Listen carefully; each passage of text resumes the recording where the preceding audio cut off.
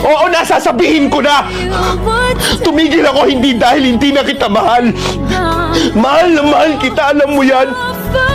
Bumitaw ako hindi dahil ayaw ko na sa'yo. Bumitaw ako kasi alam ko na mas yun yung tamang gawin. Kasi pag nilaban pa kita, alam ko ako lang yung masasaktan. Ako lang yung mahihirapan. Gustong gusto kitang ilaban eh. Pero alam ko na kahit anong laban ko, hindi pa rin ako yung pipiliin mo. Kaya kahit sobrang sakit, mas pipiliin ko na lang na tumigil. Kasi yun lang ang alam ko na tanging paraan para maging malaya kang mahalin siya.